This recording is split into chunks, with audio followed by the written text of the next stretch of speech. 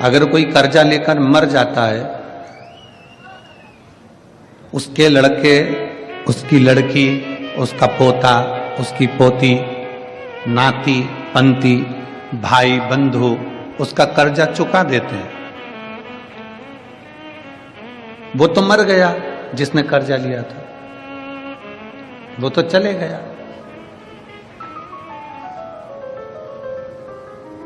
भाई ने कर्जा चुका दिया, बेटे ने कर्जा चुका दिया, बेटी ने कर्जा चुका दिया, रिश्तेदारों ने कर्जा चुका दिया, तो क्या जो मरा है उसको भोगना पड़ेगा दूसरी बार कि नहीं भोगना पड़ेगा?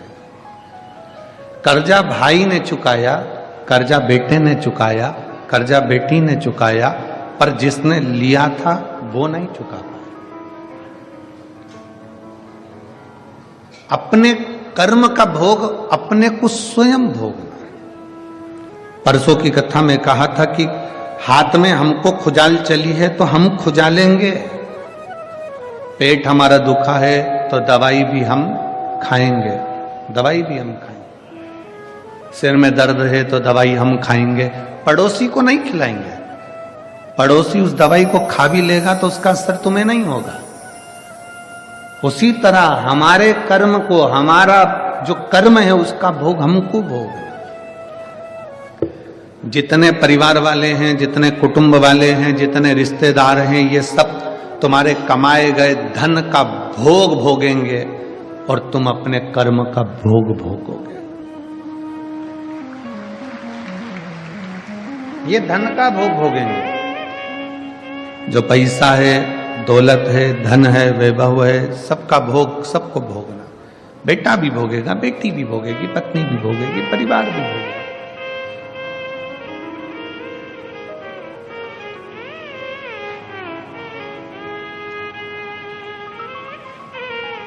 कर्जा चुकाने के लिए तो मेरे भगवान राम को भी पृथ्वी पर वापिस कृष्ण के रूप में अवतरित होना पड़ा।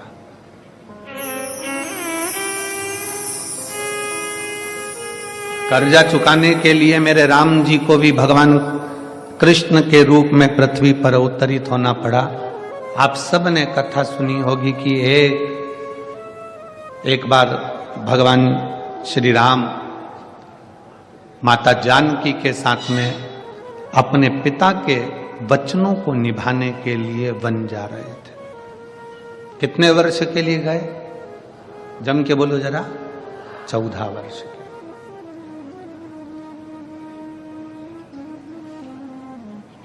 14 वर्ष के लिए राम वन चले। 14 वर्ष चलते चलते एक ऐसा वीरान जंगल आ गया जिस वीरान जंगल में पानी भी नहीं था, जहां पर पीने के लिए जल भी नहीं। चलते चलते माता जानकी थक गई और माता जानकी इतनी थकी कि माता जानकी जी ने कहा कि अब मुझे प्यास लग रही है, मुझे पानी पीना है। अपने माता पिता के वचन को पूर्ण करने के लिए भगवान श्री राम वन को चले और मां जानकी चलते चलते थक गईं और थकने के बाद में माता जानकी कहती हैं कि अब मुझे प्यास लगी, बहुत पानी की प्यास। जानकी जी जब जल को पुकार रही हैं कि मुझे पानी पीना है, राम जी ने देखा कि आसपास में कोई सरोवर नहीं है, आसपास में कोई जलाशय नहीं है, कोई सरोवर नहीं, कोई जलाशय नहीं। तब राम जी ने जानकी जी को एक वृक्ष की छांव में बिठा दिया, तुम यहां बैठो, लक्ष्मण जी आप भाभी के साथ में रहिए, मैं जल देखता हूं। राम जी ने जल देखना प्रारंभ करा तो कहीं जल नजर नहीं आया। एक दो कोस निकल भी गए बाहर, एक दो कोस निकलने के बाद भी जल नहीं मिला, पानी नहीं मिला। ढूंढते ढूंढते राम जी महाराज और आगे निकले, तब एक मोर नजर आया और राम जी ने उस मोर से कहा कि पक्षियों में कोई दूसरा पक्षी मुझे दिख नहीं रहा, पर मोर तुम नजर आए हो, क्या तुम मेरी थोड़ी सी सहायता करोगे? क्या मुझे कोई जलाशय, कोई पानी का स्थान, कोई कुंड, कोई बावड़ी, कोई कूप, कोई सरोवर मुझे दिखाओगे? मेरी धर्म पत्नी जानकी जी को प्यास लगी है, आप मुझे जलाशय दिखाएंगे? मोर उसी समय पर शीश झुकाकर कहता है कि मैं आपको पानी का स्थान दिखा देता हूं, मैं आपको सरोवर दिखा देता हूं, मैं आपको जलाशय दिखा देता हूं, चलिए। राम जी चलने लगे, मोर भी चलने लगा। अब मोर कहने लगा कि प्रभु मैं चलूंगा धीमा धीमा और पानी तक पहुंचने में समय लग जाएगा, एक काम करता हूं मैं उड़ के चलता हूं, तुम मेरे पीछे पीछे चलो। राम जी ने कहा ठीक है। मोर उड़ा, थोड़ी दूर चलने पर मोर राम जी को दिखा ही नहीं, कहां चले गए। राम जी फिर एक जगह पर बैठ गए, फिर मोर वापिस आया और मोर ने आकर कहा प्रभु आप मार्ग भटक रहे हो, आपको रास्ता नहीं मिल रहा, एक काम करता हूं मैं उड़ूंगा, अपना एक एक पंख जमीन पर गिराते गिराते जाऊंगा, मैं ना दिखूं तो पंख देखते देखते आप पीछे पीछे आ जाओ। मोर ने अपना पंख गिराना प्रारंभ करा, राम जी ने चलना प्रारंभ करा, जलाशय तक, सरोवर तक, तालाब तक राम जी पहुंच गए। राम जी ने सरोवर पर पानी को भरा और जो देखा मोर को, तो मोर के पूरे पंख झड़ चुके थे। मोर एक मौसम होता है, उस मौसम में एक समय होता है, उस समय में मोर अपने पंख को झड़ाता है। अगर मोर हर किसी मौसम में अपने पंख को झड़ा देता है तो मोर को मरना पड़ता है।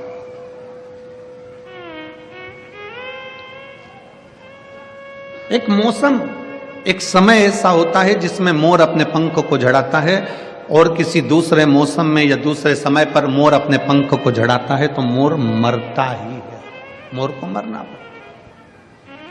मोर ने अपने सारे पंख झड़ा दिए, प्राण छूट रहे थे मोर के। राम जी उसको देखते हैं, आंखों में जल भर लेते हैं। मोर, आज तेरे कारण मुझे जल मिल गया, पर मेरे कारण तेरे प्राण जा रहे। मोर,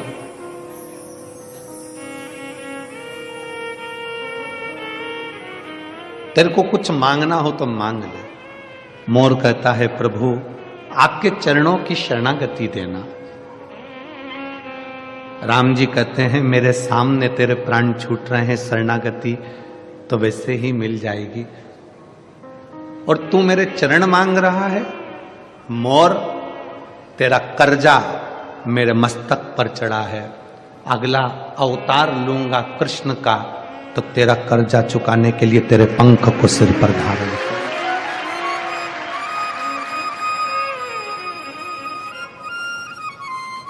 तेरा कर्जा चुकाने के लिए तेरा पंख मैं अपने सिर पर धारण करूंगा, अपने सिर पर। और शिव महापुराण की कथा वर्णन करती है,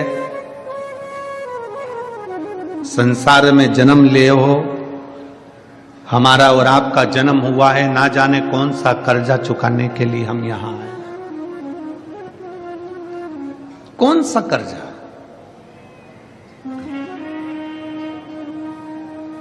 सास कहती है मेरी बहू अच्छी नहीं है, हम कहते हैं पूर्व समय का स्मरण करिएगा, हो सकता है तुमने दरवाजे पर आई हुई गाय को डंडा मारकर भगाया होगा, हो सकता है तुमने किसी को अपशब्द कहा होगा, ये जितने हमारे संबंध हैं, हमारी पत्नी, हमारे बच्चे, हमारा बेटा, हमारी बेटी, हमारी माता, हमारे पिता, हमारा परिवार, हमारा कुल, ये सब संबंध जितने भी हैं, ये संबंध हमारे पूर्व के कर्म के कारण हमको मिलते हैं और संसार में आने के बाद उनके साथ रहना पड़ता है और भोगना पड़ता है। 5,000 रुपए किसी को दिए, लेकर चला गया, मुंह ही नहीं दिखाया, भग गया, तुम ढूंढ ढूंढ के थक गए। किसी के पास में तुमने माल भेजा और वो माल का पूरा की पूरा पैसा उसके पास में रह गया, वो मिला ही। किसी कंपनी में पैसा जमा करा, पैसा चले गया, वो मिला ही।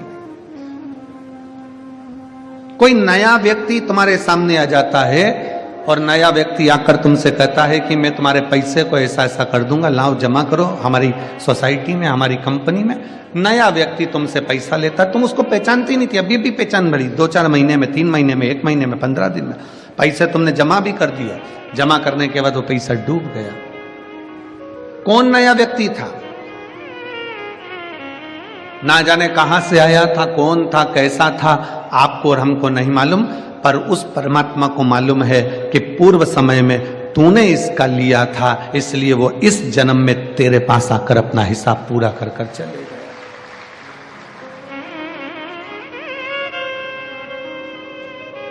शिव महापुराण की एक बात अपनी जिंदगी में जरूर उतारिए। 83,99,999 जो योनियां हैं, 83,99,999 जो योनियां हैं, ऐसी कोई योनि नहीं मनुष्य की देह 84 लाखवें नंबर की योनि है। सारी योनियों में जितनी योनियां बनेंगी, आप कुत्ता बनेंगे, आप झिंगुर बने, इल्ली बने, कीट बने, पतंगा बने, स्वान बने, मछली बने, जानवर बने, जलचर बने, थलचर बने, वायुचर बने, पक्षी बने, पशु बने, कुछ भी बने, 83,99,999 योनियों में ना जाने सारी योनियां आपको मिली, मनुष्य की देह भी मिली। पर इतना याद रखना, हर योनि में तुम्हारे बच्चे भी होंगे, हर योनि में तुमको भोजन करने को भी मिलेगा, पेट भरने को, हर योनि में तुम्हें पानी पीने को भी मिलेगा, हर योनि में हवा भी मिलेगी, हर योनि में तुम्हें खाने को भी मिलेगा, पीने को भी मिलेगा, बच्चे भी मिलेंगे, परिवार भी मिलेगा, माता पिता भी मिलेंगे, सब कुछ मिलेगा। हर योनि में तुम्हें घर भी मिलेगा, रहने का एक छोटा सा आसियाना, छोटी सी जगह, कुछ भी मिलेगी, पर मिलेगी जरूर। हर योनि में सब कुछ मिलेगा, पर हर योनि में शिव महापुराण की कथा नहीं मिलेगी। शिव महापुराण की कथा तो केवल एक मनुष्य योनि में मिलती है। एक पक्षी को अगर सुना भी देंगे तो पक्षी को क्या ज्ञान होगा? एक पशु को अगर कथा सुना भी देंगे तो क्या ज्ञान होगा? एक इल्ली माला में चढ़कर अगर कथा सुन भी लेगी तो उसको क्या ज्ञान होगा? कोई कीट, कोई पतंगा, कोई जानवर, कोई पशु, कोई पक्षी, कोई जलचर, कोई थलचर अगर कथा सुन भी लेंगे तो उनको क्या ज्ञान होगा? सारी योनियों में पत्नी, परिवार, बच्चे, कुटुंब, माता पिता, खाना पीना सब मिलेगा, पर केवल एक मनुष्य की योनि ऐसी है जिस योनि में शिव पुराण की कथा, सत्संग मिलता है। क्यों मिलता है? क्योंकि इस योनि में अगर तूने सत्संग कर लिया, भगवान का भजन कर लिया, शिव पर 1 लोटा जल चढ़ा लिया, तो फिर तुझे वापिस वो 83,99,999 योनियां भोगना नहीं पड़ेगी और तू शंकर की शरण में चला जाए। इन योनियों से तेरी मुक्ति हो जाए, इन योनियों से तू परे हो जाए, इन योनियों से तू छूट जाए।